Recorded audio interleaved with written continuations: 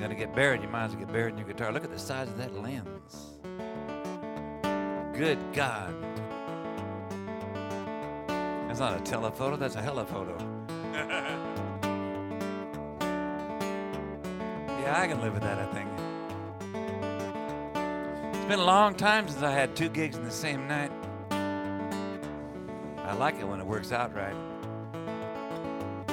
With all the road construction over there in Seattle land, it's always kind of a roll of the dice if you're going to make it or not. They tell us it's all for the best. I'm going to have to break your arm so I can set it, and you'll enjoy it once it's all healed. Don't worry. It's kind of like that, you know.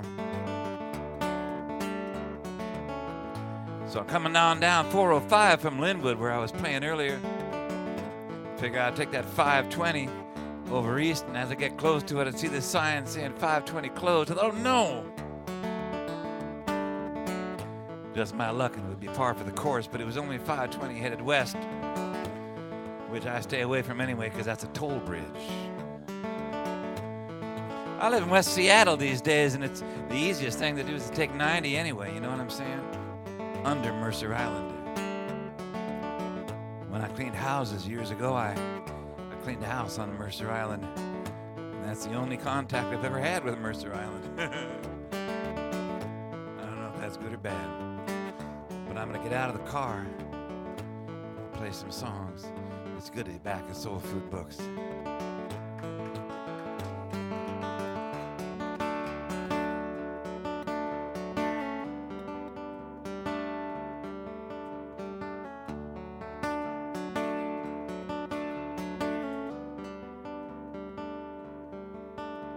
My heart is in the mountains,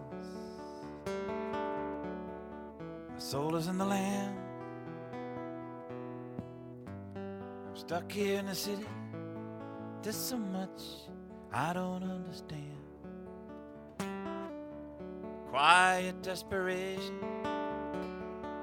coming over me, coming over me. I gotta leave, I can't stay another day. There's an emptiness inside of me. I feel too much loneliness out here. There's another place I've got to be. Another place I've got to be.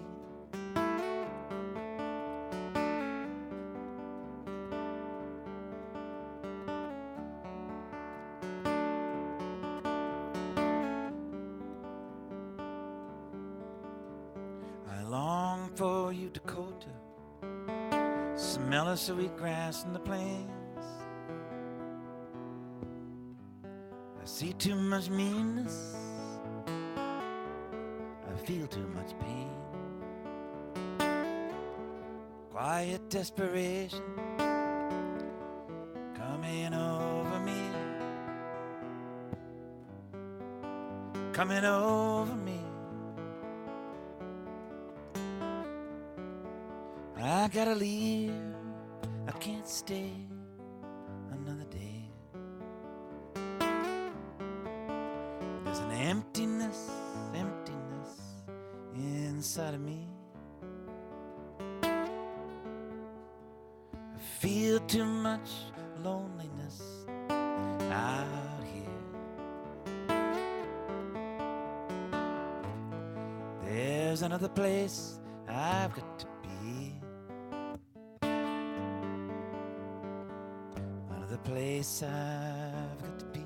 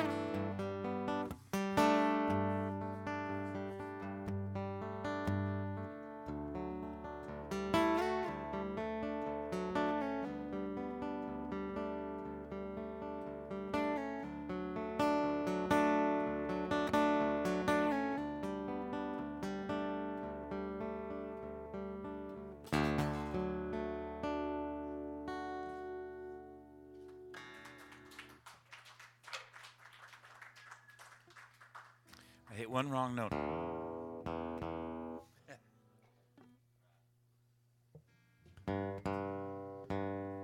This is a Jesse Bernstein song, and then I will sing a song about Jesse Bernstein.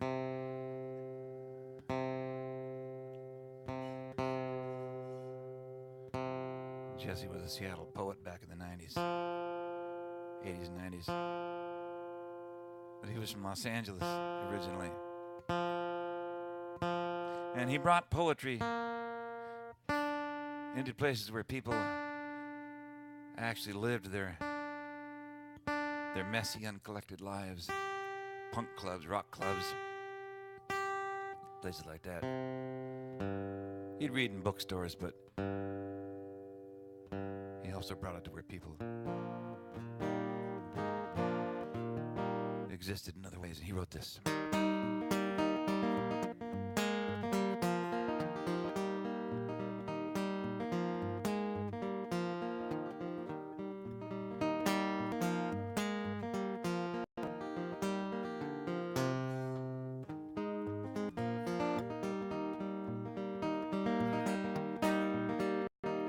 A child is practicing their music. Could be a trumpet, but it's too sloppy to be sure. Like someone's trying to get out of that building, but the feet are nailed to the floor. And it's a beautiful thing, yes it is. It's a thing that gives me hope to live. Somebody is looking for their voice through an open window with their supper on a stove. Now it's a sound you can't hear out on the street,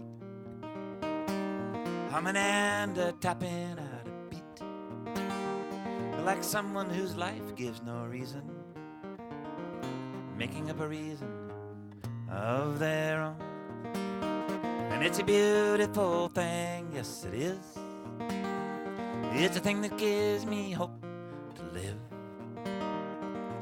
Somebody is looking for their voice through an open window with their supper on a stove.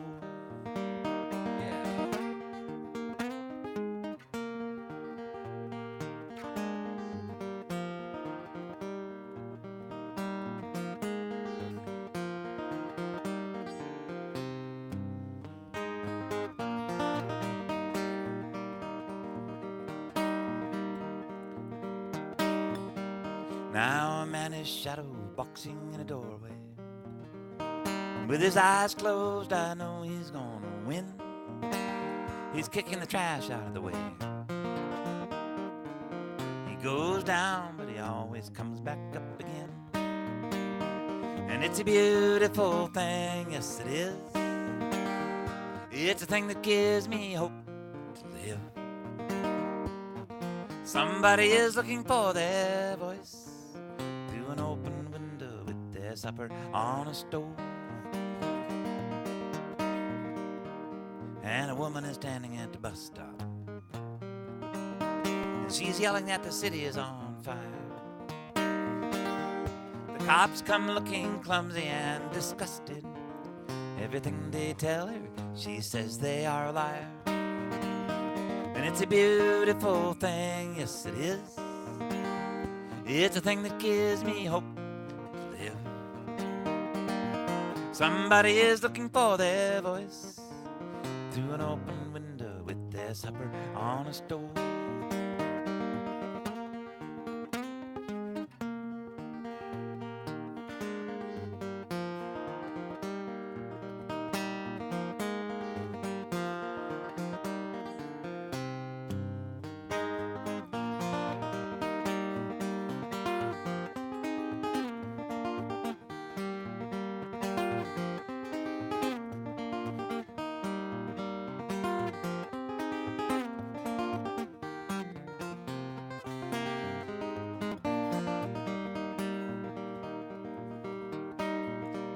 Well, now everybody is stuck inside the buildings.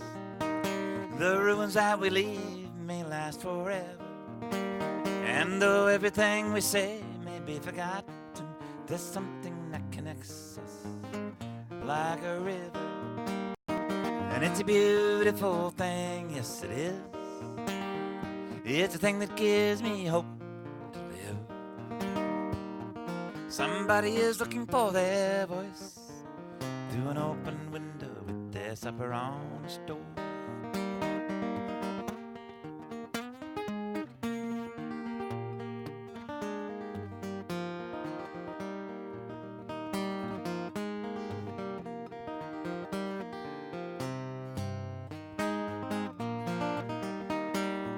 And it's a beautiful thing, yes it is. It's a thing that gives me hope to live. Somebody is looking for their voice through an open window with their supper on the stove. Somebody is looking for their voice through an open window with their supper on the stove.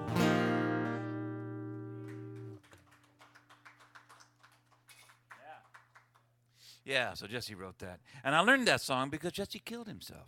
We can talk openly in here, can't we? And he had a lot of baggage. He came from a rough part of Los Angeles. And he went out to Nia Bay and ceremonially killed himself. He basically committed hara-kiri.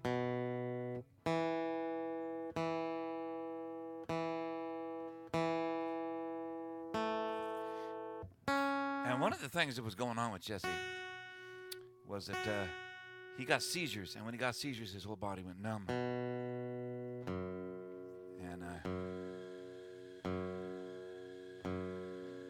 he would do things to himself to try to make himself feel.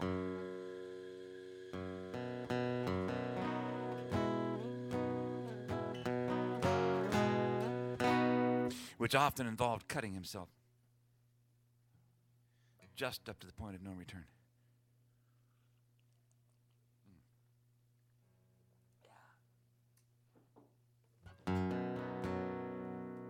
So I wrote this after he died.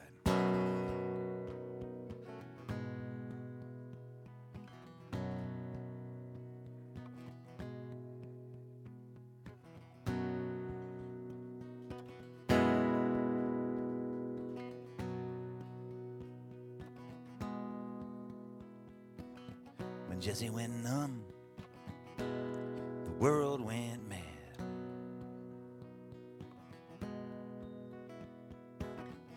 His skin was the only contact he had.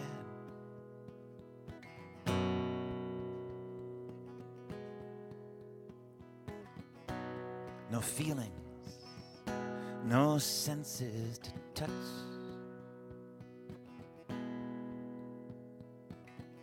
Sometimes, you know, it just got to be too much.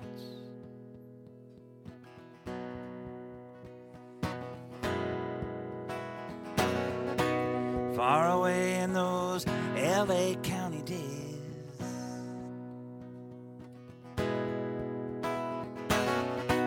dangerous companions so aimlessly missed. Imprints of violence on such a gentle soul. And the long time shadow takes its toll.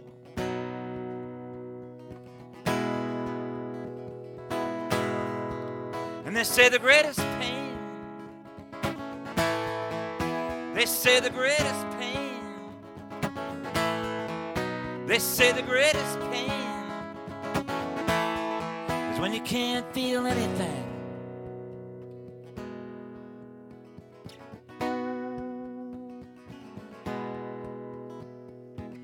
Jesse tried to tell it in the language of the day, but the glamour of the spotlight took the meanings all away. Hollowed out in syllables, windswept and raining.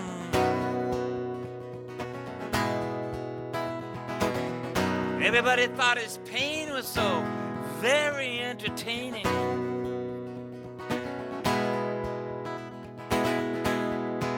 And they say the greatest pain, They say the greatest pain. They say the greatest pain is when you can't feel anything.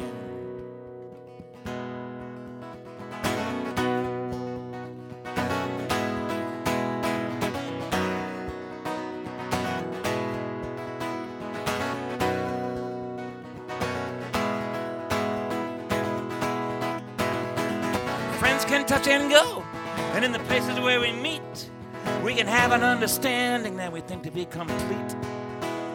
Or shared communication, giving names to all our fears, never knowing what was missing until the world disappears, until the world disappears,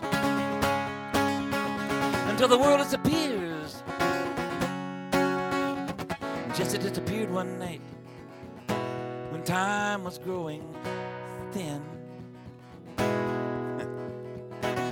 with a demon at his throat and the lights all going dim. He left his hollow body face up to meet the dawn. By the time they found him, well, he was already gone.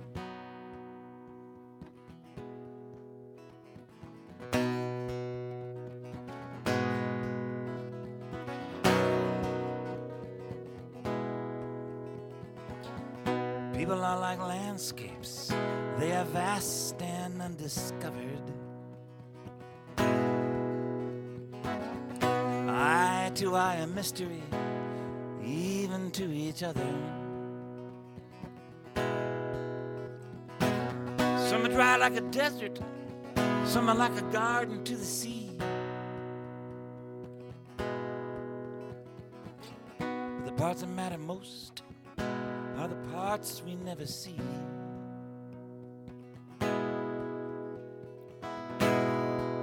And they say the greatest pain, they say the greatest pain, they say the greatest pain is when you can't feel anything, can't feel anything at all. You know, sometimes just you couldn't feel anything at all. Nothing at all.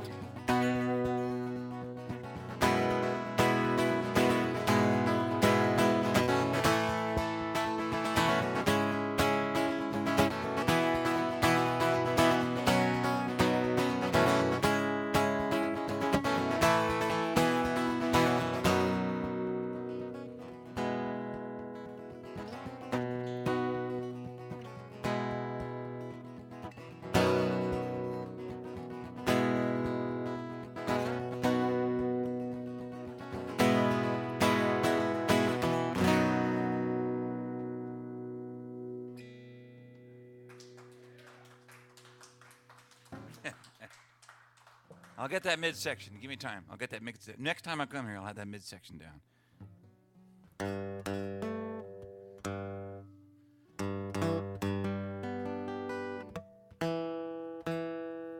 It's a good song, but you gotta hit all the chords right.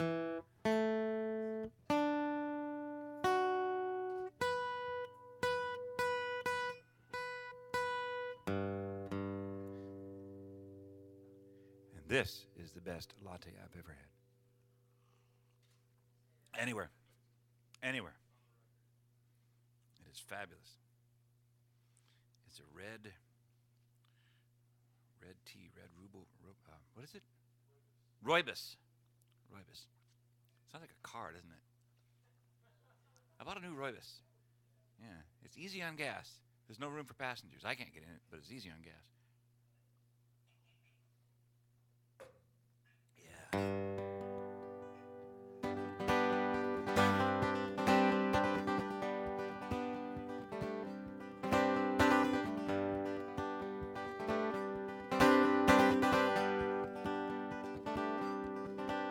And the rain blows against my window pane, and then the thunder comes and the daylight wanes.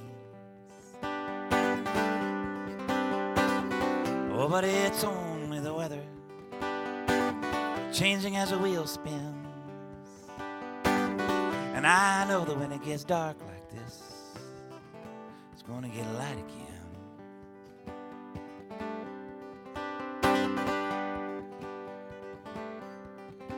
And the sunrise makes the east get red. And when it's time to go, it sets down in the west instead. Like the arc of a lifetime, as it rises up to fly in our great imaginations, constellations in the sky.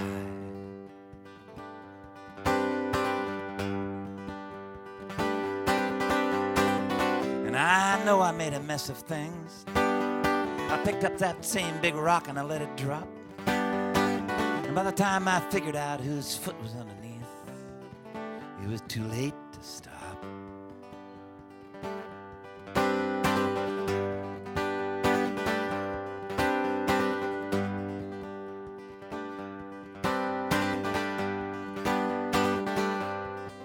And as I get older now, I think back to when I was young, and how hard it was to get over some silly, stupid thing I had done. Always trying to live up to something I could never be.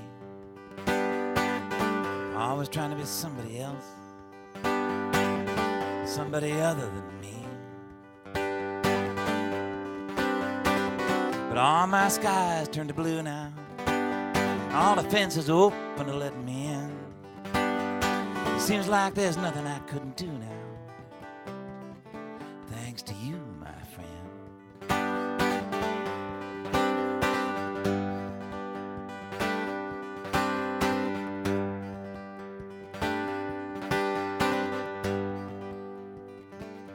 And the rain blows out my windows, oh, but I don't get wet. And I don't care which way the wind blows, 'cause it ain't caught me yet. Turn up my collar and I go for a stroll. I roll it up and I let it unroll, just like a wheel when it spins. Oh yes, thanks to you, my friend. Oh yes, that's right.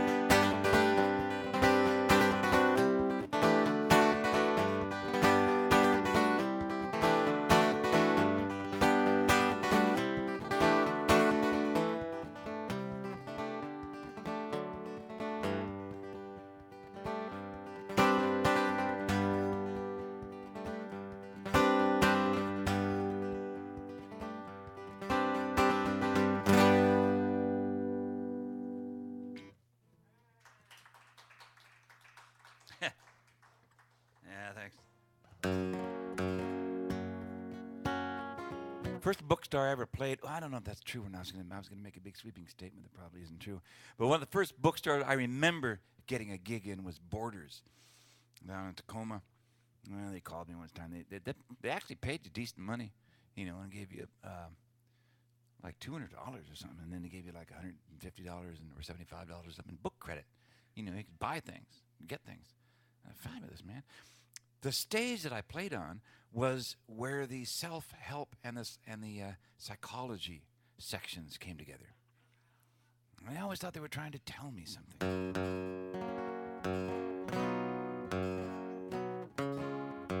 I played there again, but they cut the money in half, and then they cut it down to a third, and so I didn't play there anymore.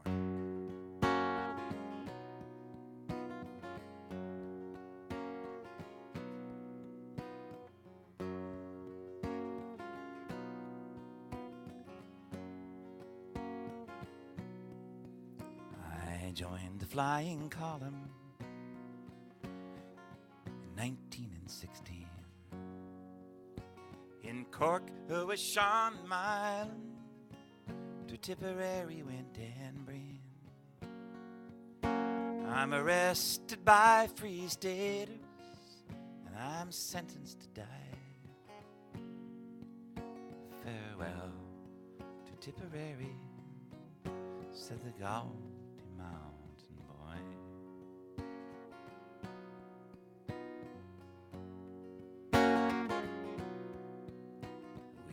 went across the valleys and over the hilltops green, where we met with Danny Lacey, Sean Hogan and Dan Breen, Sean Milan and his gallant men that kept the flag flying high. Farewell to Tipperary, said the Galty mountain boy.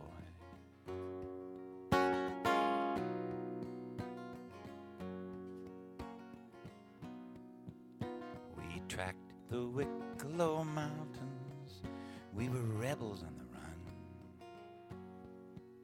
and though hunted night and morning, we were outlaws but free men. We tried the Dublin mountains when the sun was shining high.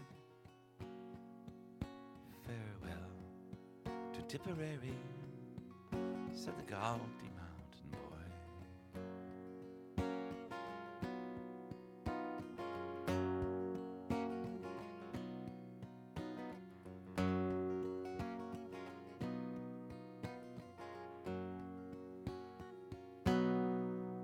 Now I'll bid farewell to old Clonmel that I never more will see, and to the Galty mountains that oft times sheltered me. Those are ones who fought for their liberty and who died without a sigh. May their cause be ne'er forgotten, said the Galty mountain boy.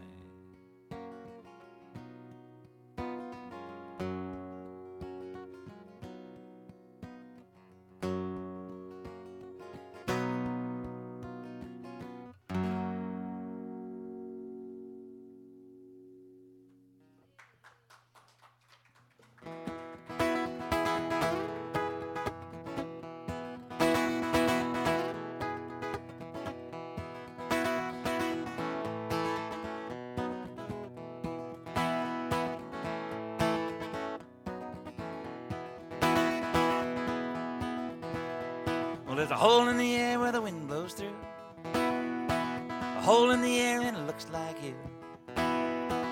Nobody knows where you go when you go way out there, through a hole in the air.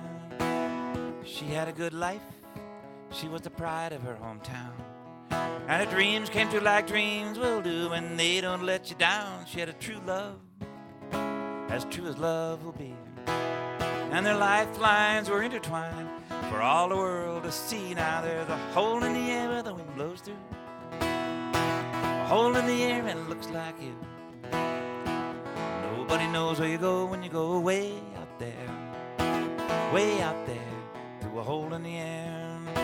And there were times when they were timeless then, and the seasons passed through window glass, and they became best friends, and the planets rolled around a great revolving wheel.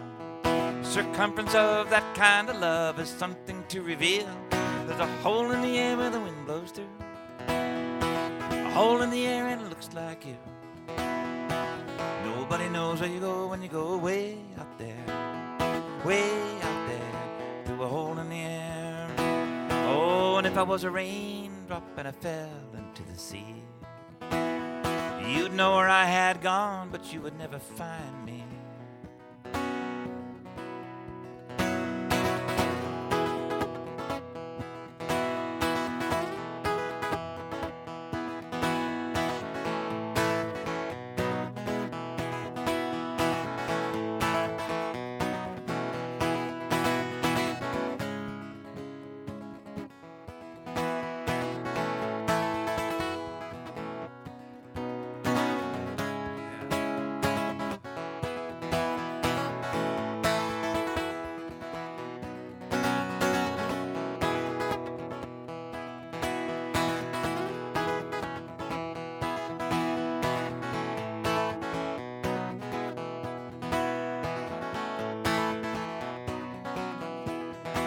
And we dance to celebrate, and we sing to tell a tale. remembering the things we bring along the crooked trail, stumbling brilliant, we are necessary fools. The diamonds and the tears, they all look like jewels, and there's a hole in the air where the wind blows through. A hole in the air and it looks like you. Nobody knows where you go when you go way out there through a hole in the air. And there's a hole in the air where the wind blows through. A hole in the air and it looks like you. Nobody knows where you go when you go way out there through a hole in the air.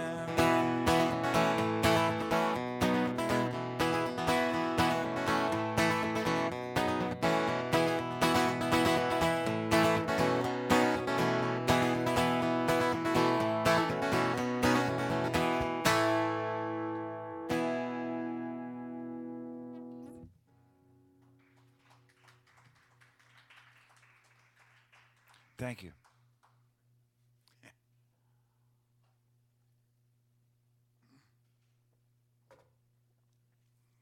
I don't want to sing too loud and disturb anything.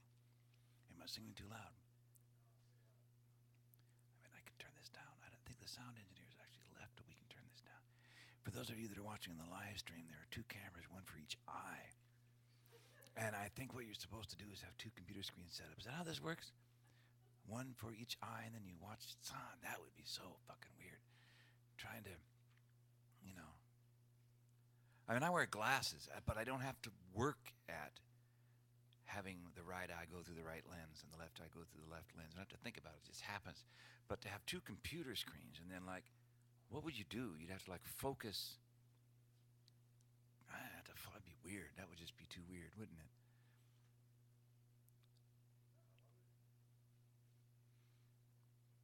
How come you don't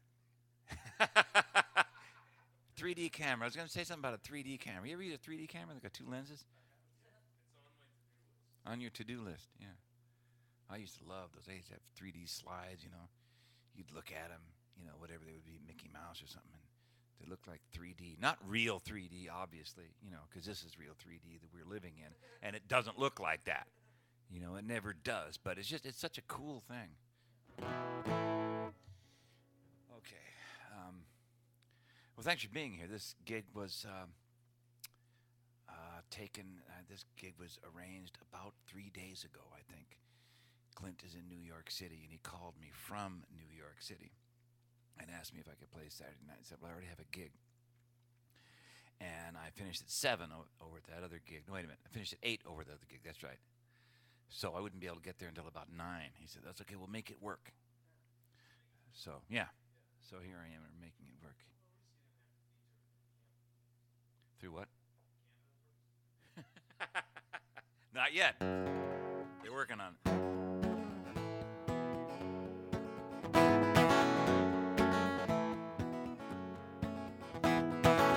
This song was covered by a prison band in England. I don't think they recorded it. I don't think they were allowed recording equipment. But they were called Confusion. I'm not making that up. And an old friend of mine was actually part of the band. That's a long story. You know, you go different ways in life. Some people go that way, and other people go this way. Whatever. He was a guitar player.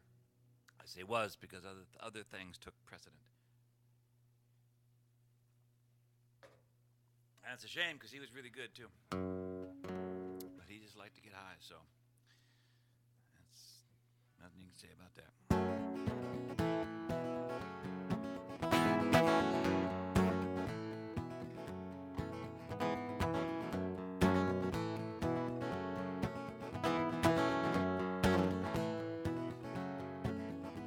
Now it's fun to be a gangster when you're a kid.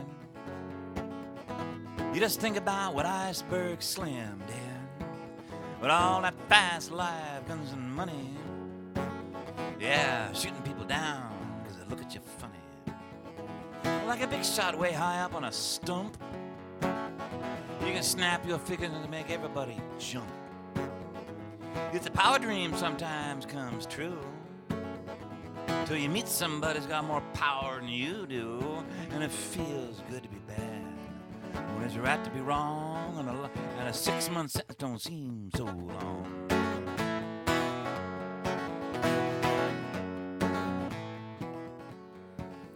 Now it's a hard world, concrete and steel, and it's hard to know just how you feel whenever you're the hero on a movie screen is an action man with a killing machine. You see the mighty muscles flex and flaunt. Seems like they get almost anything they want. Politicians in plain criminal view, and if they can do it, well, why not you? And it feels good to be bad when there's a right to be wrong, and an 18-month sentence don't seem so long.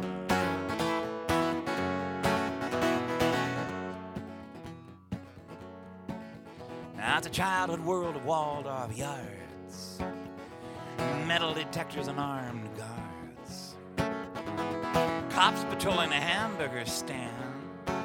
Seems like almost everybody's got a gun in their hand. Now you come rolling up in your rap machine, adrenaline pumping the excitable scene. You can feel the action, you're catching the buzz. You gotta make your move before somebody else does. And it feels so good to be bad. And it's a right to be wrong, and a 5-year sentence don't seem so long.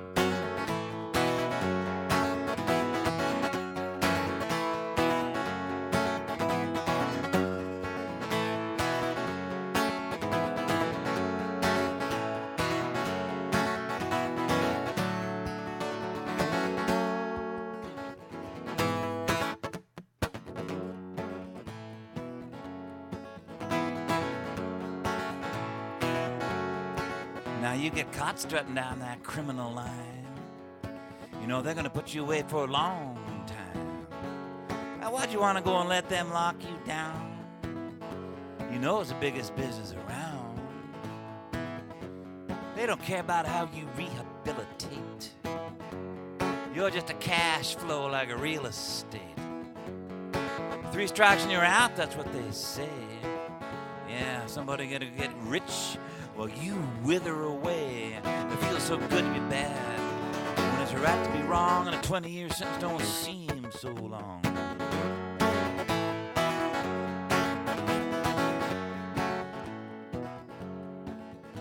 Now, when I was a kid, I was pretty dumb.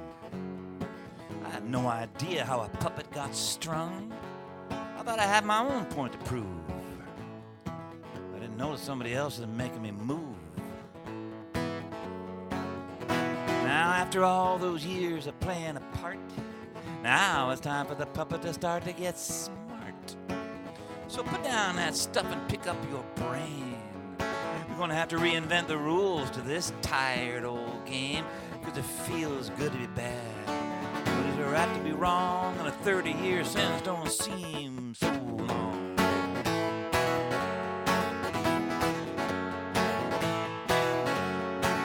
Yeah, it feels good to be bad.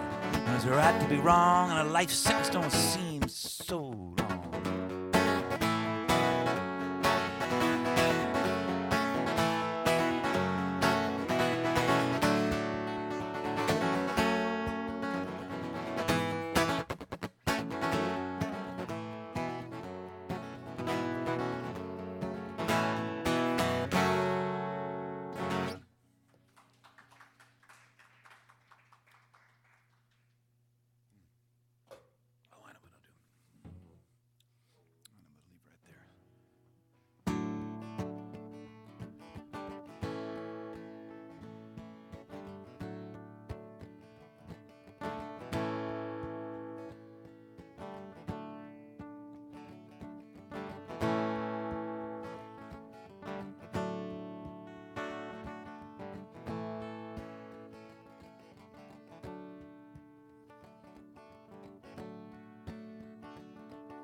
Such a pretty girl as she walks into the market, with the people all around her and the air so sweet and soft. Such a pretty girl, who would ever guess it, that she's wired with explosives till the bomb goes off.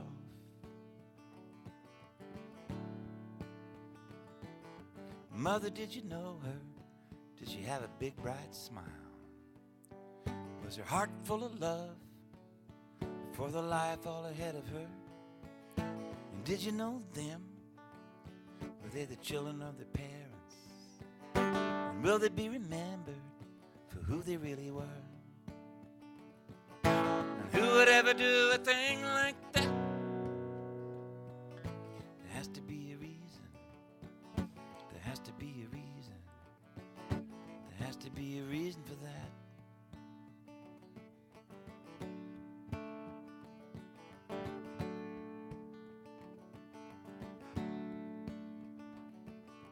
Ignorance is easy if you look the other way. And if you just don't listen, you can say that you didn't hear. A little voice calling, it's like talking to a brick wall. And the pressure keeps building year after year.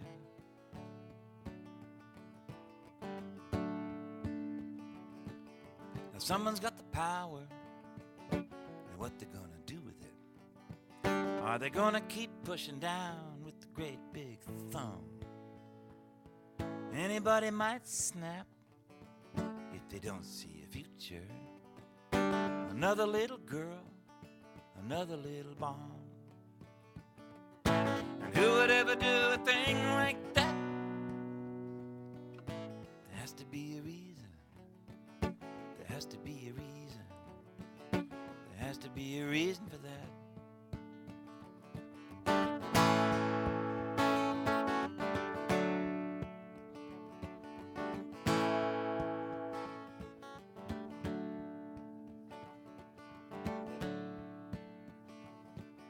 You say you got a sickness, you go to see the doctor. You want to know the reason, 'cause you want to find a cure. Well, we have a sickness, we're shooting at the symptoms. It's only gonna get worse, I know that much for sure. And who would ever do a thing like that? There has to be a reason. There has to be a reason. There has to be a reason. There has to be a reason. There has to be a reason. There has to be a reason for that.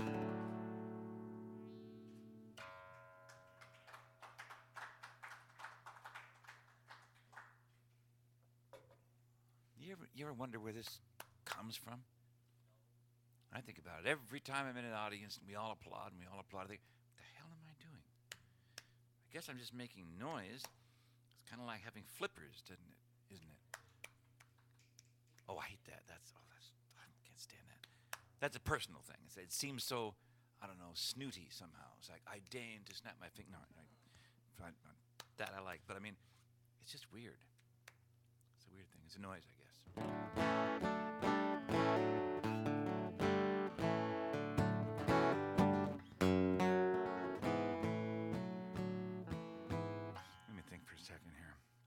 It's nice to be here. I like this place. There's usually a little bit more crowded than this, but that's good. Because anybody want to hear anything? Oh, cool. You want to hear that one?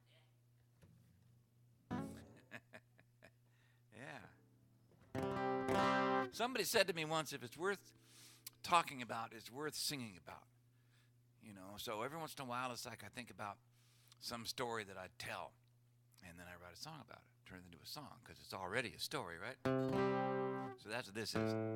True story.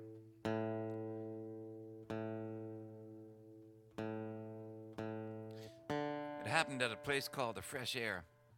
Fresh Air doesn't exist anymore. It was a rock and roll bar in Seattle. I guess not a rock and roll bar, a rock and roll club. And it was at Broadway and Pike. And that's where I played there all the time.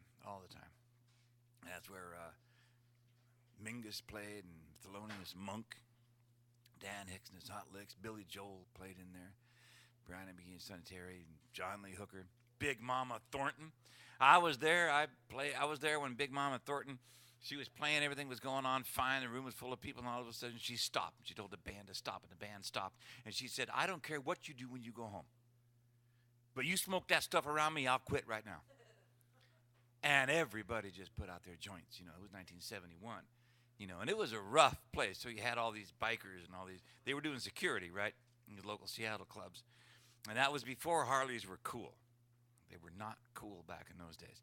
So there they are, all the bouncers and security people, you know, with their disreputable side jobs, putting out their joints because their mother just told them to. It was fabulous. And that's where I met Lightnin. And this is how that went.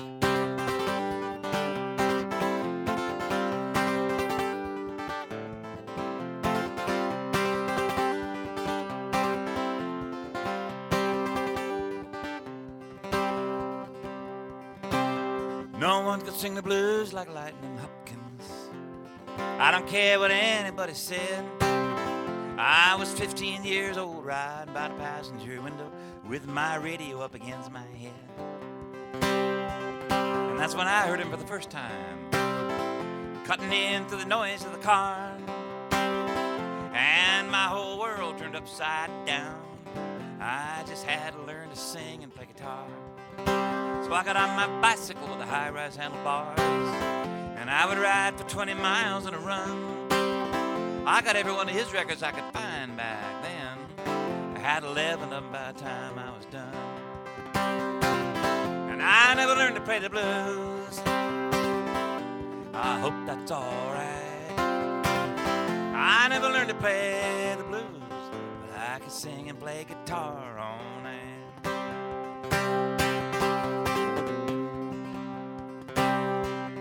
Now, years later, up in Seattle town, Lightnin came to playing 3 nights in a row. I caught up with him early in the dressing room in the old fresh air. Yeah, somehow I just had to let him know.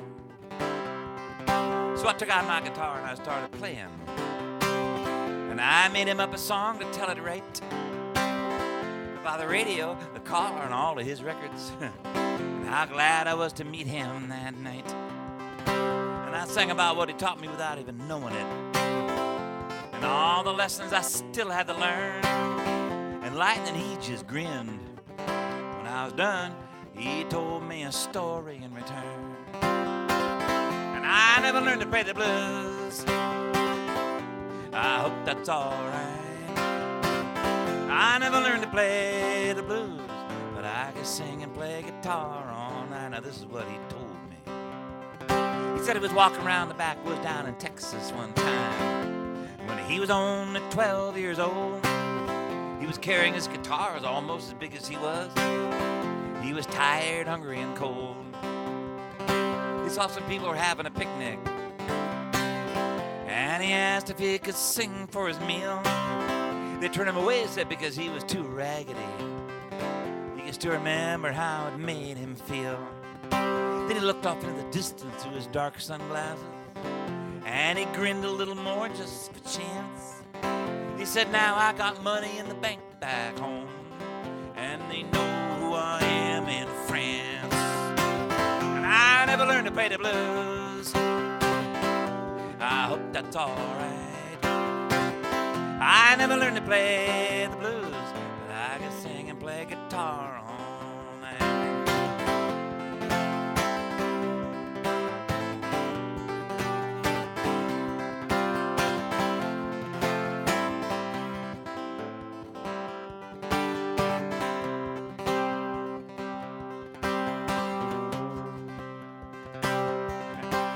Now, Lightnin died back in '82.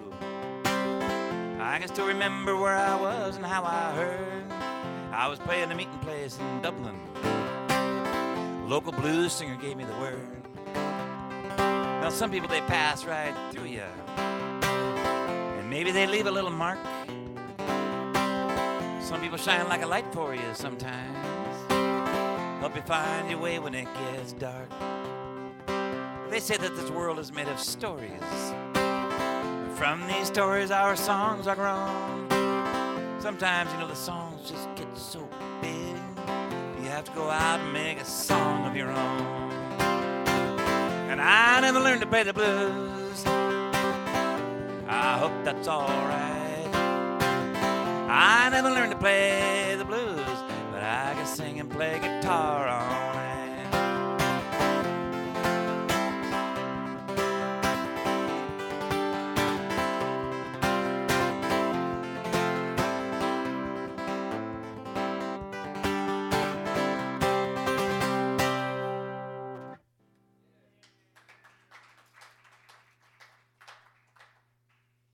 I think it's only fair to do a Lightnin Hopkins song after that. I always wanted to do one. There's a bunch of them, actually, that would be cool to do. But this one always kind of haunted me. And no one could play like he did. You can't imitate. You can't do it. Because it was so much himself. So I had to do it like me.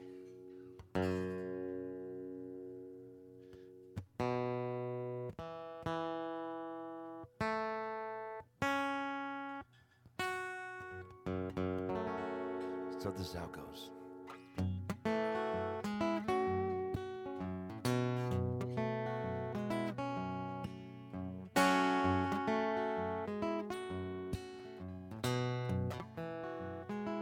Well, there's something, darling, I want to tell you. Go down the way you've been doing. That'll never do.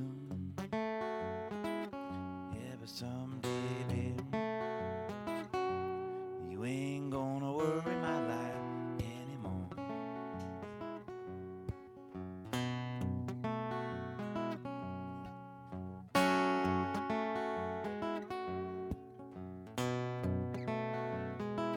You've been on my mind every place I go. People ask me about you. I say I just don't know. Yeah, but someday you ain't gonna worry my life anymore.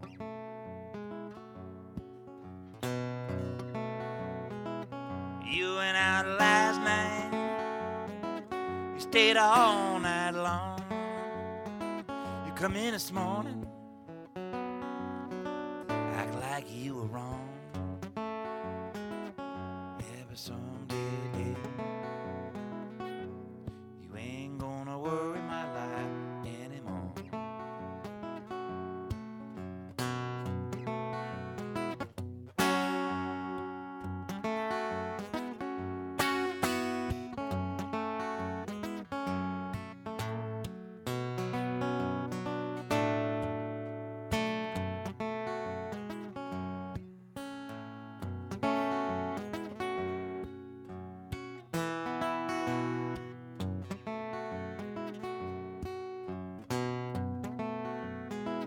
Yes, but if I'd have died, yes, when I was young, you know I wouldn't be here today. This marriage run, yeah, but someday, baby,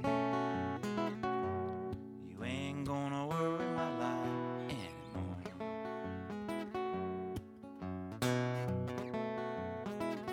There's just one promise, darling, something I want you to do. Is go marry you another man.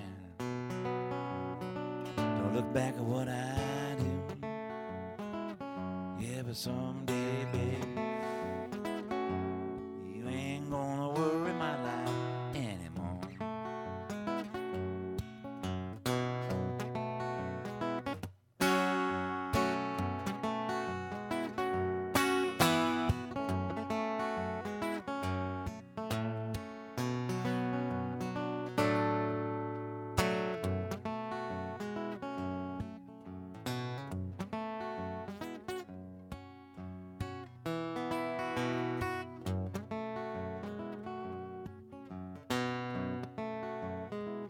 Yes, there's something, darling, I won't tell you. Low down the way you've been doing, that'll never do. Yeah, but someday, baby, you ain't gonna worry my life anymore.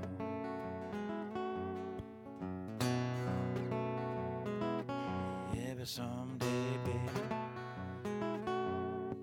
ain't gonna worry my life anymore.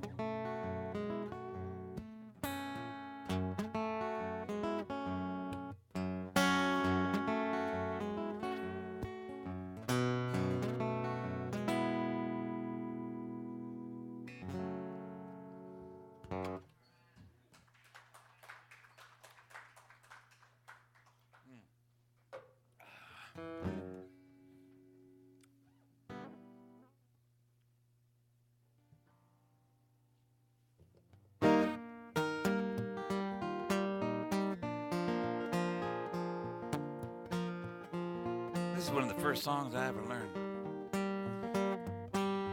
when I learned to play guitar. I liked it then and I like it now. It was written by an 11-year-old girl. Her name was Elizabeth Cotton. I met her when she was in her 80s. She did a concert in Seattle, and I don't remember whether I was on the bill or I just walked in and said hello. I do not remember. But the way I look at it is we need a new national anthem, because the only one we got is the one that people can't sing. They always butchered at football games and baseball games, and nobody can hit those notes.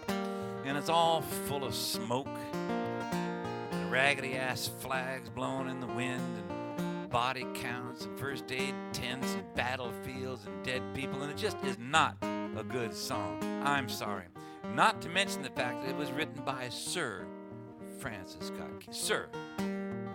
Not Mr., not just Frank Key, but Sir Francis Scott. I think to me that's insulting. I'd rather have a song that everybody can sing, and then when you finish singing it, you're all friends.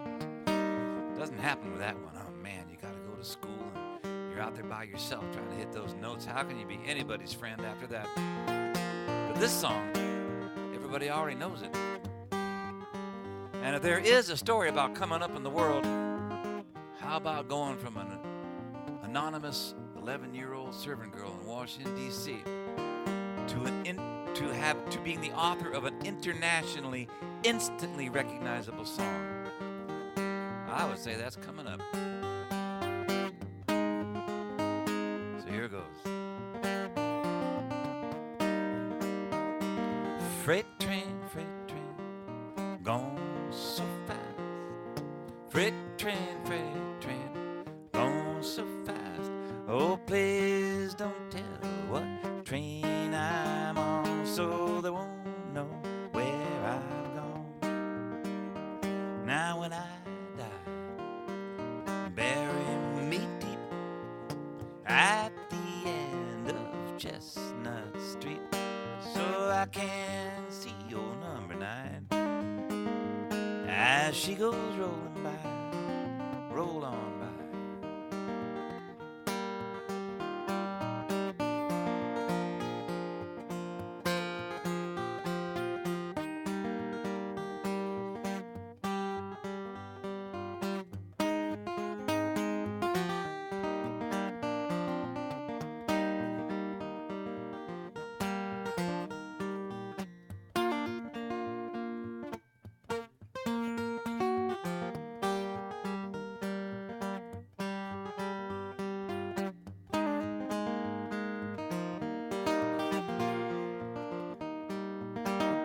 Yes, now when I'm dead and in my grave, no more good times will I crave, and just place a stone at my head and feet. Tell them all I've gone to get something to eat.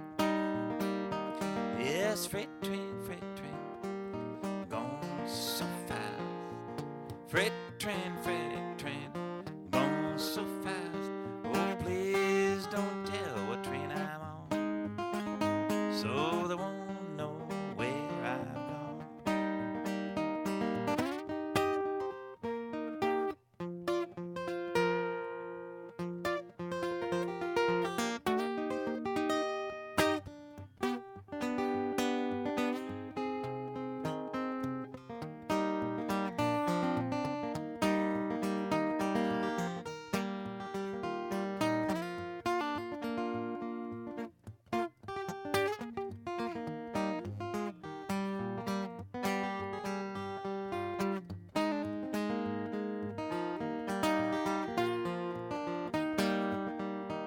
Oh, freight train, gone so fast. Freight train, gone so fast. Yes, please don't tell what train I'm on, so they won't know where I've gone. Oh, please don't tell what so they won't know where I've gone.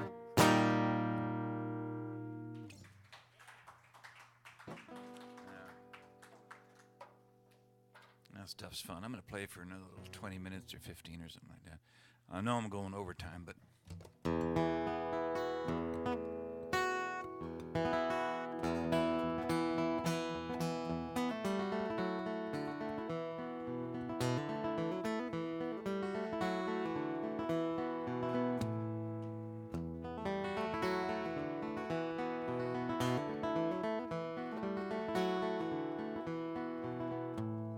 Shady go my true love, oh shady go my darling. Shady go my true love, I'm going back to Harlem.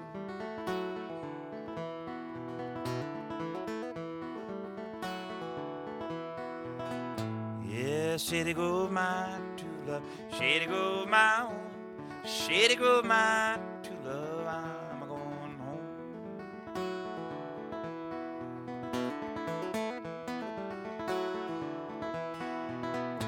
Oh, I wish I had a big white horse, shoulders deep in wine. Shady Grove along with me round the world we'd ride.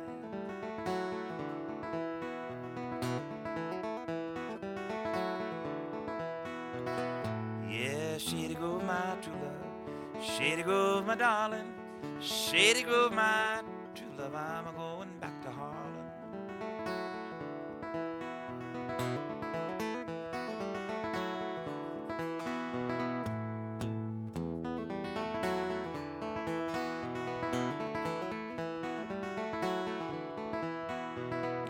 Oh, it's apples in the summertime, peaches in the fall. If I can't have my Shady Grove, I won't have none at all.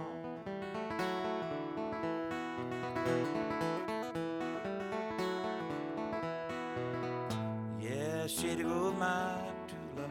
Shady Grove, my darling. Shady Grove, my true love. I'm going back to Harlem.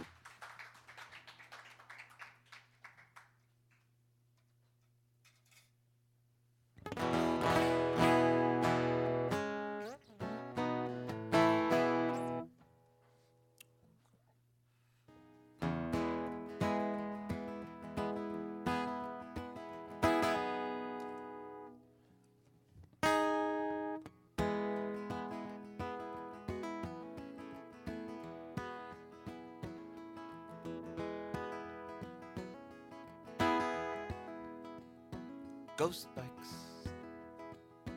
ghost bikes, ghost bikes, ghost bikes, bicycles, bicycles all over town, dangerous streets that run you down,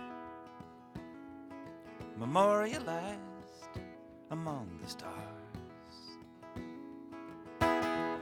Wildflowers on your handlebars. Ghost bikes, ghost bikes, bicycles, as free as a breeze. What could be more humane than these? Like pedal birds That's what they are. Don't stand the chance against a car. Ghost bikes. Ghost bikes. This country was built on petroleum wheels. Factory whistles and business deals. You could be a trader to the bottom line. You know they don't even see it till it's too late sometimes. Ghost bikes. Ghost bikes. Ghost bikes. Ghost bikes. Somebody got hit on a Saturday night. They took a bicycle and they painted it white. Now it's a ghost bike, ghost bike.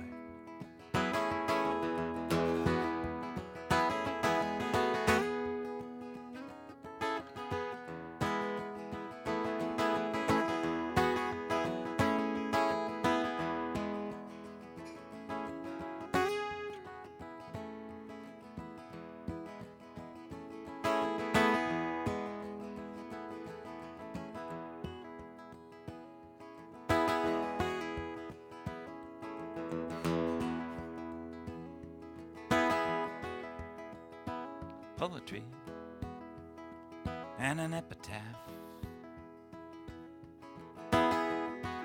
keepsakes and a photograph. Could have been somebody that you almost know. It could have been you. Ghost bikes. A long time ago somebody invented a wheel. And somebody else said, well, this is going to be a big deal. Humanity is going to have to decide whether to asphyxiate itself or go out for a ride. Ghost bikes. Ghost bikes. Ghost bikes. Ghost bikes. You want to change the world, do it one step at a time. Get out of that dinosaur and leave it behind. Ghost bikes.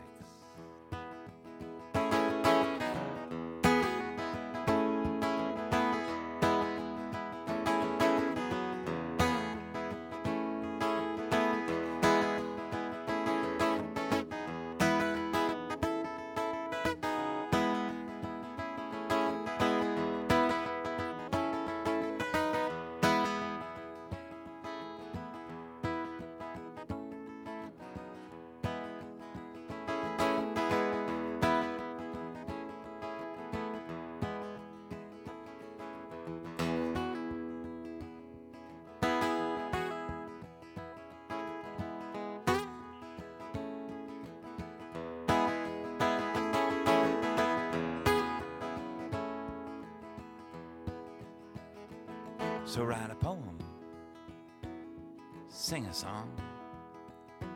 Life goes on, so get back home. And ride for everybody who has ever ridden before. Yes, indeed, ride some more.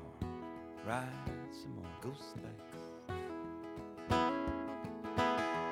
Ghost bikes. Tip your hat to the ghost. Ghost bikes. I thought I saw a ghost bike. Ghost bikes.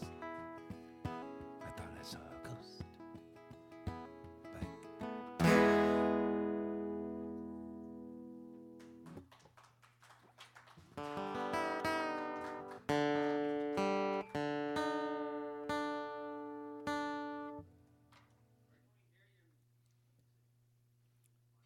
Right here. I'm playing right now. I think I've been. What do you eat? Are you omnivorous? Good. Do you have any? I'm all over the place. I do Facebook. I do all those things.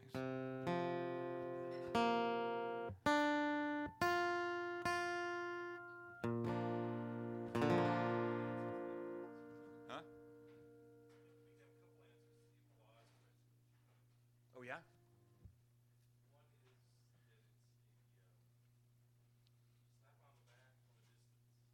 Okay.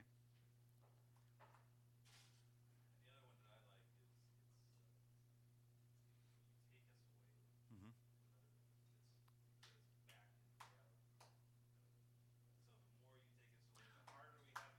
Oh, to bring it back. Oh, that's kind of cool. Oh, I like that one. I'll accept that one.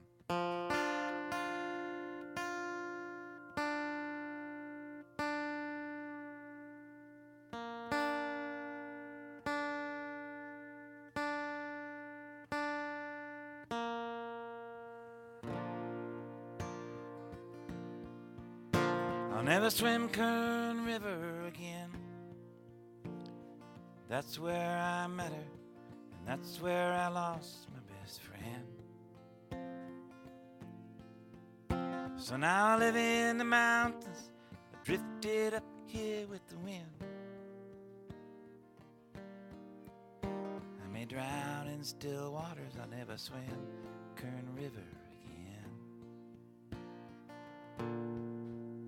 Well, I was raised in an oil town, but my gusher, it never came in. And the river was a boundary where my darling and I used to swim. One night by the moonlight, swiftness swept her life away. So now I live in Lake Shasta. Lake Shasta is where I will stay. And there's a South San Joaquin where the seeds of the Dust Bowl are found. And there's a place called Mount Whitney from where the mighty Kern River runs down. Oh, it's not deep nor wide, but it's a mean piece of water, my friend. I may cross on the highway, I'll never swim Kern River again. I'll never swim Kern River again. That's where I met her, and that's where I lost my best friend. And now I live in the mountains, I drifted up here with the wind. I may drown in still waters, I'll never swim Kern River again.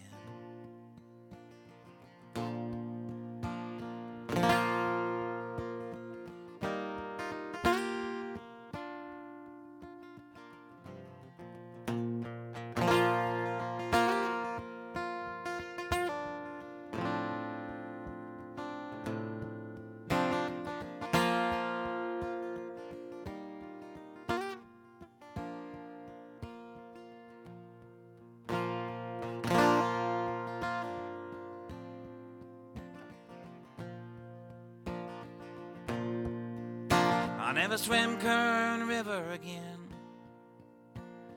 That's where I met her, and that's where I lost my best friend. And now I live in the mountains, I drifted up here with the wind. I may drown in still waters, I'll never swim Kern River again. I may drown in still waters and never swim Kern River again.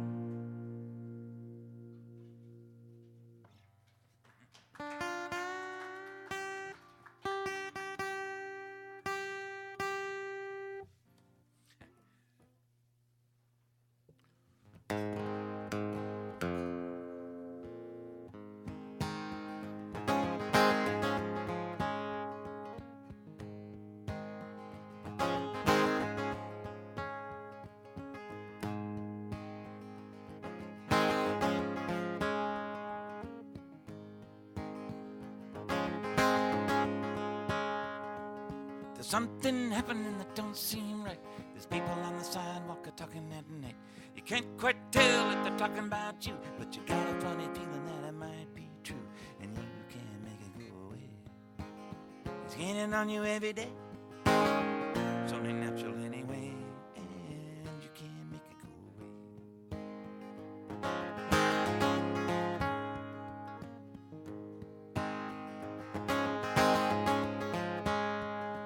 You can cover your eyes, you can bury your head, you can duck inside and hide in your hot water bed. Turn up the radio as loud as it'll go. You can go to the go-go or duck inside a disco, but you can't make it go away. It's gaining on you every day. It's only natural anyway, and you can't make it go away.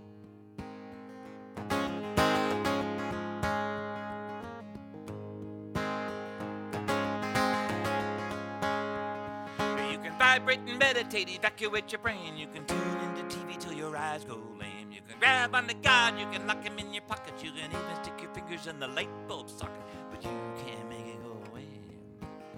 It's gaining on you every day. It's only natural anyway, and you can't make it go away.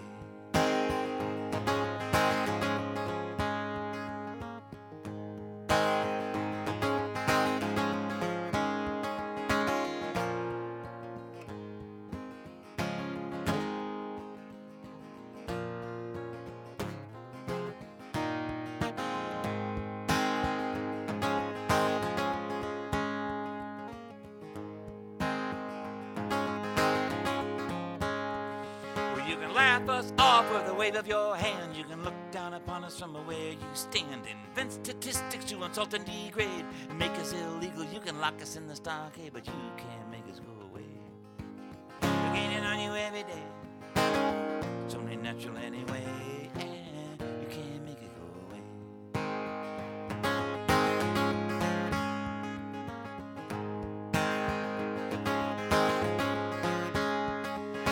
Show you a dog, you can call it a cat. You can do anything you want like that. You can hammer your head in a solid brick of wall and still maintain that it isn't there at all. But you can't make it go away. It's gaining on you every day. It's only natural anyway, and you can't make it go away.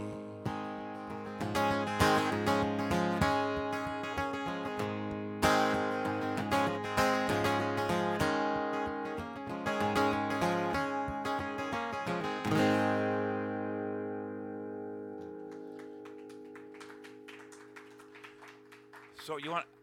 I'm gonna finish pretty soon because like I was supposed to play until 10 or 9 or whatever, 8:30 or 6 or something, 4:15 or. I was supposed to finish yesterday afternoon, so I'm kind of over time a little bit here. So I'm played a couple more songs. Do you want anything? You want to hear anything?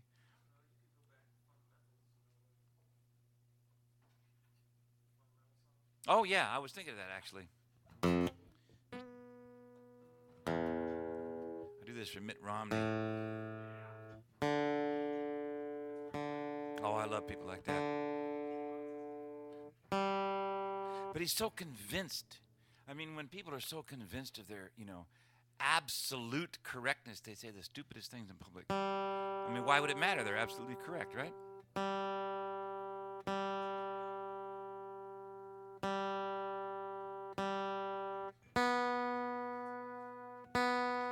This song has been around for a while. I wrote this after I wrote this when Reagan was president, and when the Kingdom opened up, I think pretty soon after it opened, I don't know. I shouldn't say that. It was like late '80s, early '90s, somewhere back in there. One of the Billy Graham came to town and did a gig there, and it's like it was free, of course, because they were harvesting souls for Jesus, and you need to get as many people there as possible, so you don't charge them anything. I want to see Billy, sure, damn right. So I went to see Billy Graham, and I sat way up in the top. And a friend of mine had taught me this trick, and so I did it. I glazed my eyes. I didn't look at anything in particular. I just let my eyes kind of go out of focus, and I scanned the crowd from way up on top. And what I noticed was that the predominant color scheme in the Kingdom for Billy Graham was red, white, and blue. It just was. and it was very weird. And he was up there, and this was before the first Gulf War, a year or two before that. But he was already talking about Noah's Ark having been found up there in the mountains of Iraq, and how important the Middle East was to Christianity, and so on and so on. And it made your hair stand up to listen to this guy talk. And then you realize that he had been in the White House praying with successive presidents during successive bombing raids and different wars and stuff. They would get together and they would pray for the success of the troops and the soldiers in the war and all that kind of stuff. And it gave you the creeps, and there he was. And so I wrote this anyway. And I always think of Billy Graham. And people like that when I do it.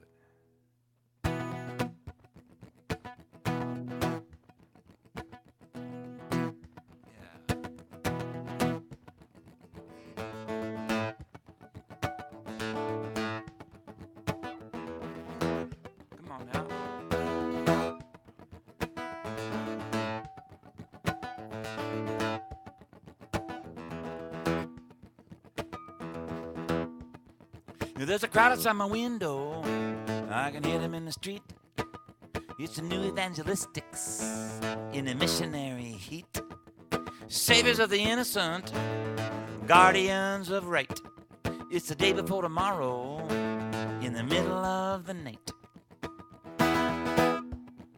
They got shiny white faces, sing a faraway song.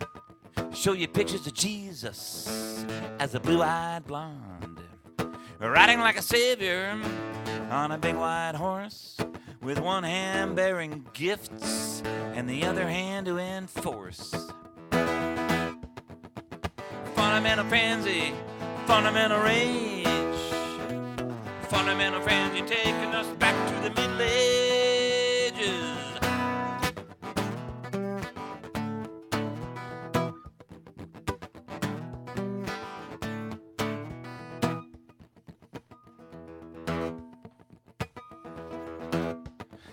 Now the devil is a foreigner, and he has to be destroyed throughout this great wide world, where his demons are deployed.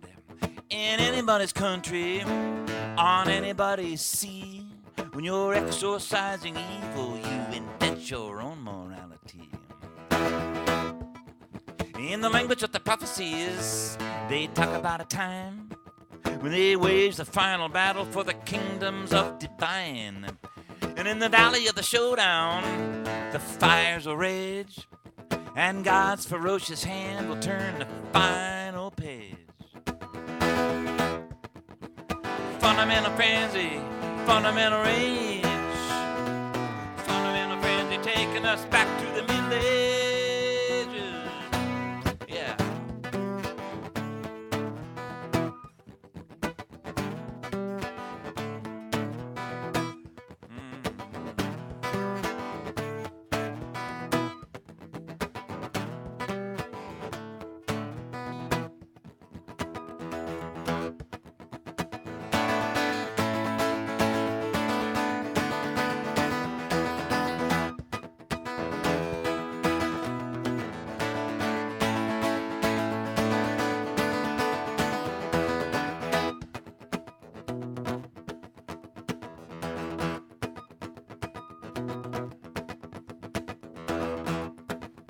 So now they're counting down the hours.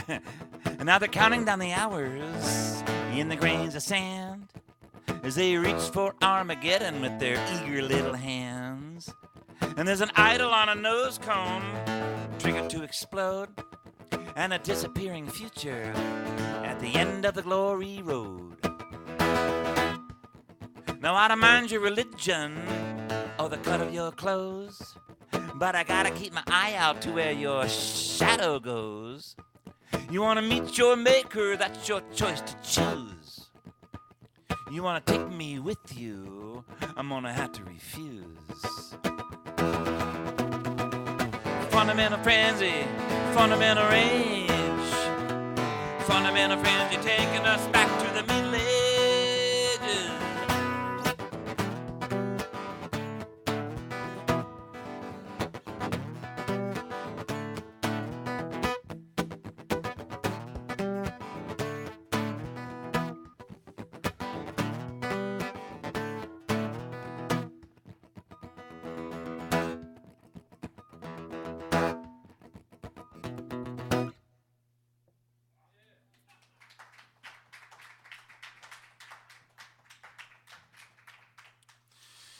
Okay, I want to do this one because I just like it. This is kind of a nasty song, so I hope that's okay. I usually call it a gnarly song because I warn people.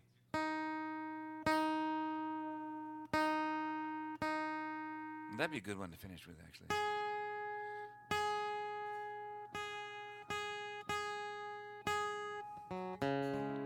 I hope it's okay I do this. It's too late now, though, once I start. Okay.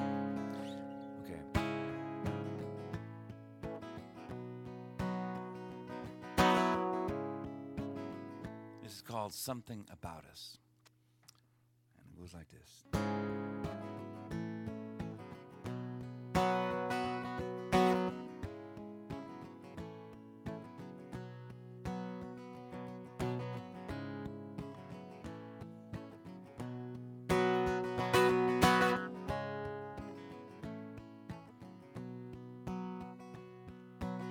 I saw the pictures from the prison in Iraq.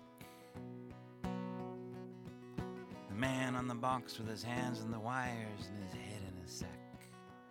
The man in the hallway with his neck tied to a leash line. The cigarette grins of the soldiers giving up the high sign. Well, I wish I could believe it when they said it was an aberration. Just a few bad apples and another otherwise smooth operation. But there's just too many cracks in that tired old ruse. And now everybody gets to see Uncle Sam's got blood all over his brand new shoes. His brand new shoes, and there's something about us that we don't want to have to face. And there's a killer instinct deep in this American race. Just ask anyone who's been on the other end of that leash, and they'll tell you. Selective memory loss is like a panacea. Big city cops took an immigrant man named Abner Louima, and they brought him downtown and they sodomized him with a toilet plunger. Never would have known, but somebody talked. The story came out from under. Now I know what you're thinking. Cops ain't soldiers, but sometimes the line gets blurred, and they've been scratching each other's back for a while now, I've heard. When there's a war around the world, you know that there's a war at home, and they will do whatever they want to you when they get you alone. Get you alone, and there's something about us that we don't want to have to face. There's a killer instinct deep in this American race. Just ask anyone who's been on the other end of that leash, and they'll tell you.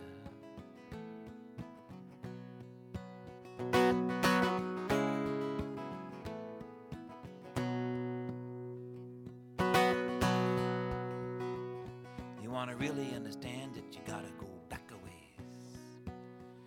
Back to the founding mythologies of what they call the good old days. Indian wars in the Wild West, guns in everybody's hand. The violence was good then. It gave us a motherland.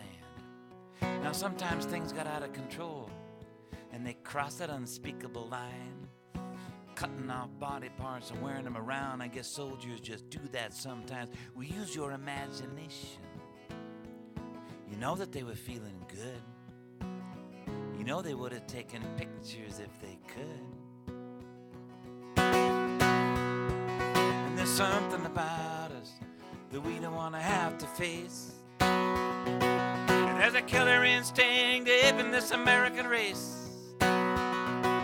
Just ask anyone who's been on the other end of that leash, and they'll tell you.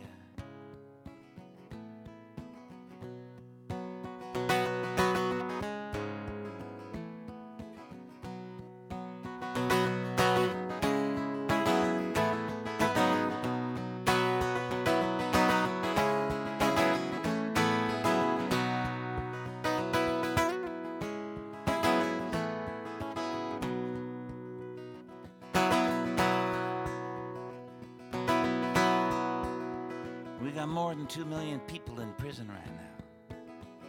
We're gonna have more. And I shudder to think about what I've heard goes on behind those doors. It's just the worst kind of sex and violence. And we know that's a fact.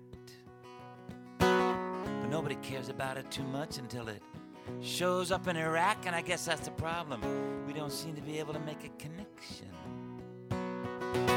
We think we're some kind of chosen people, waiting for a resurrection, but our Savior is a con man, and he's looking up on number one. He'll give you $24 worth of junk jewelry and take it back at the point of a gun. At the point of a gun, and there's something about us that we don't want to have to face. There's a killer instinct deep in this American race. Just ask anyone who's been on the other end of that leash. They'll tell you. There's something about us that we don't want to have to face. There's a killer instinct deep in this American race. Just ask anyone who's been on the other end of that leash, and they'll tell you. 'Cause there's something about us.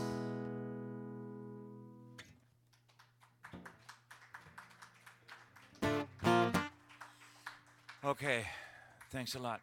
I'm going to finish up with that Naked Underneath Your Clothes song. It just seems like a good thing to do. There's not much to it, really. It's a pretty simple song. I had a band years ago, electric band, and it was a lot of fun. But it was economically devastating most of the time, because the sound engineers got guarantees. And you needed them, So it was, but anyway, this song was written, this is a band song, because it has a lot of holes in it. But, I'd also do it solo, and it's called You're Naked Underneath Your Clothes. And it's based on a story that a friend of mine told me who had a college degree. I have all these friends that have college degrees, master's degrees, PhDs, that sort of thing. I think they keep me around for fun or something. But anyway, he told me that he had learned about an order of nuns in the Middle Ages that believed that God was watching them all the time through the walls of the convent. And so they were unable to take their clothes off to bathe because that would be insulting to God. I've never understood it. I wasn't raised with God. Okay, I'm an atheist. I was raised that way. And it's just, what I know about religion is from the outside, and it's always been a little bizarre to me. I don't understand. You have an all-powerful deity. All-powerful. All-powerful.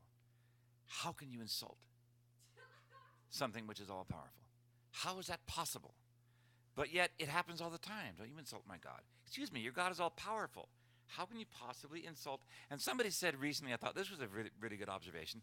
You cannot have, how do you put it? You cannot have a perfect being that demands worship. I mean, worship is a sign of insecurity. So if an entity demands that you worship it, it's insecure. And that's an imperfection. So the whole thing is, it's just weird to me. I just don't go there. But anyway, they thought that God was watching them, and God would be angry if God saw the naked expressions of its own creation. Oh, and by the way, if you call God an it, people get angry.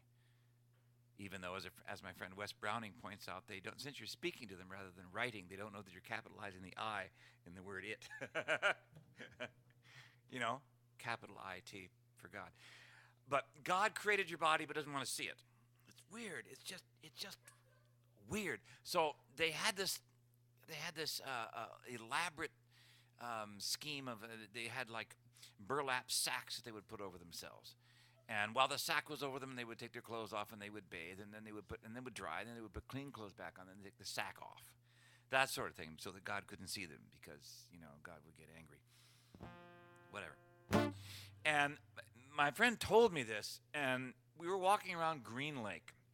He was from Los Angeles, and he and his wife just had a baby, so he was walking the stroller, walking around, and he was wearing a button that had Michelangelo's David on it.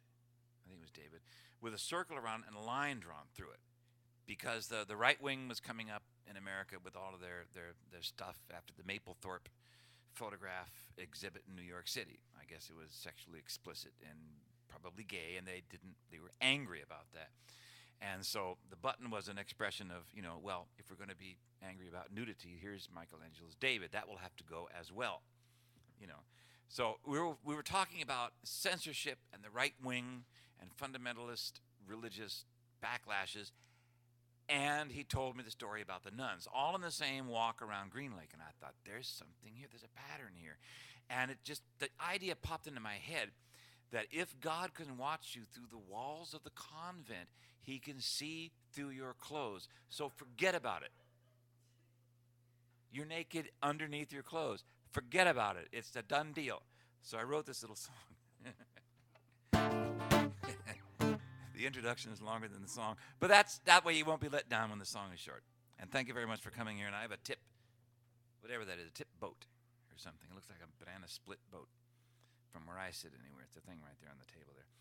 And I've got CDs here and so on. And thanks a lot. I really, really good to be back here. The best latte on the planet. Kene? Kene. Short. Okay. Got it. Yeah. What he said.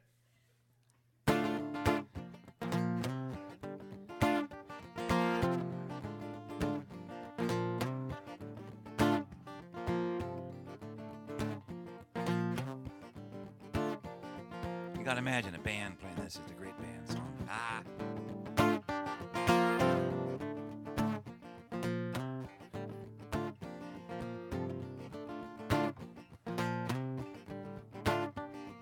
You're naked underneath your clothes. Everybody knows. You're naked underneath your clothes. Everybody knows. You're naked underneath your clothes. Everybody knows. You're naked underneath your clothes. Everybody knows. Your mother had a baby. It was you now. What do you think your mother did do to have that little kid? She had sex with your father. That's what she did. You're naked underneath your clothes. Everybody knows. You're naked underneath your clothes. Everybody knows.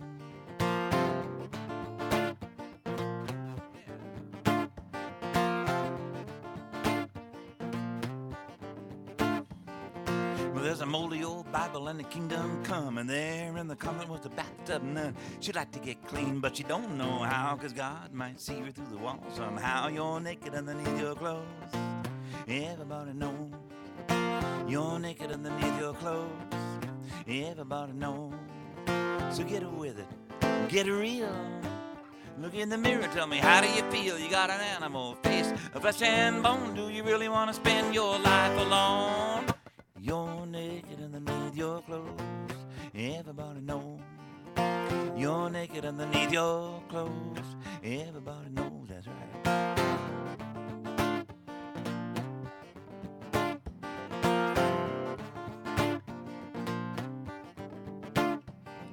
Well, I'm sorry, my friend, but I don't believe there ain't nothing but morality up your sleeve. I shudder to think, should I stick around and see just what your morality might be? You're naked underneath your clothes. Everybody knows. You're naked underneath your clothes. Everybody knows. So get with it. Get real. Look in the mirror, tell me, how do you feel? You got an animal face, a flesh and bone. Do you really want to spend your life alone? You're naked underneath your clothes. Everybody knows. You're naked underneath your clothes. Everybody knows.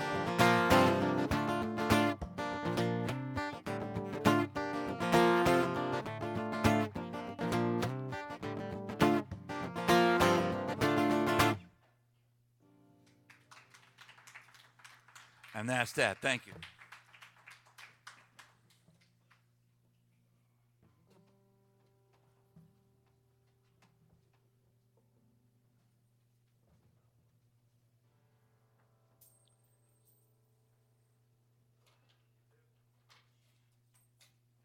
Hey, thanks.